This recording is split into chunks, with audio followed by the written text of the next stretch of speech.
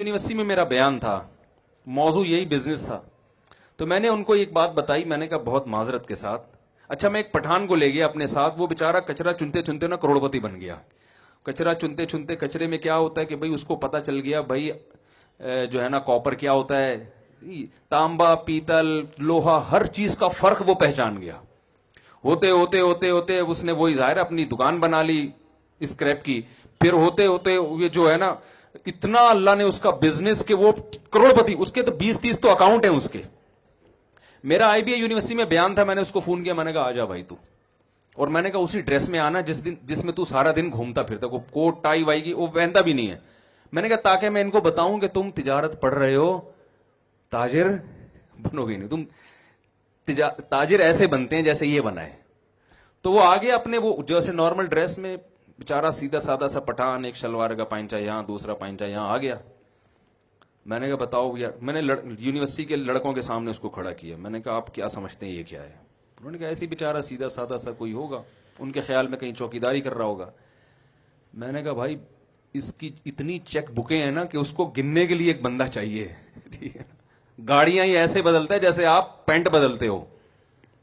और मैंने कहा शुरू स्कूल कितना पढ़ा है? एक जमात भी स्कूल में नहीं पढ़ा हुआ, सिर्फ मेहनत ईमानदारी, जो टाइम लोगों को पेमेंट का दे रहा है उसमें एक सेकंड भी आगे पीछे नहीं। मैंने उसको 8 बजे का टाइम दिया था पहुंचना है, मैं थोड़ा लेट हो गया, वो टाइम से पहले पहुंचा हुआ था।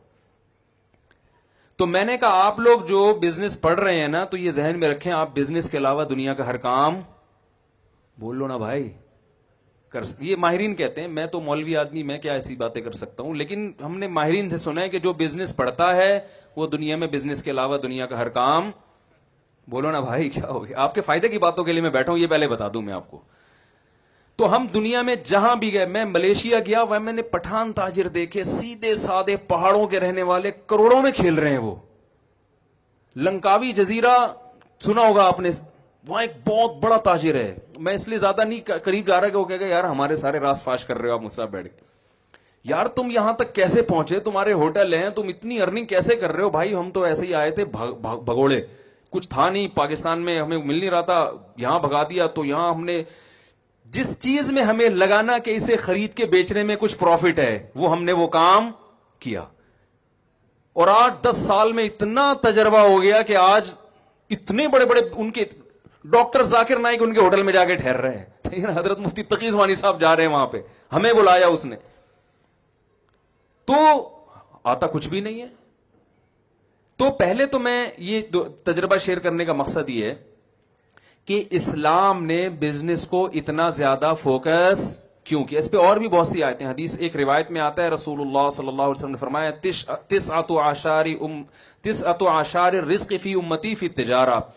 रिवायत में आता है कि नबी सल्लल्लाहु अलैहि वसल्लम ने फरमाया मेरी उम्मत के 10 में से 9 हिस्से रिज़्क़ अल्लाह ने तिजारत में रखा है। 10 में से 9 हिस्से किस में रखा है? तिजारत में। हम कहां तलाश कर रहे हैं? दूसरे कामों में। हजरत उमर रजी अल्लाह तआला अन्हु का इरशाद है कि मुझे अल्लाह के रास्ते जिहाद में मौत के बाद सबसे ज्यादा जिस रास्ते में मौत महबूब है वो ये है कि मैं तिजारत करता हुआ दुनिया से चला जाऊं। जिहाद के बाद जो शहादत है उसके बाद अगर मैं चाहता हूं किसी रास्ते में मौत आए तो वो कौन सी रास्ता है? कि मैं तिजारत कर रहा हूं। तो भाई इस्लाम ने इतना फोकस क्यों किया है? सवाल ये पैदा होता है ना, तिजारत को इतना फोकस क्यों किया है?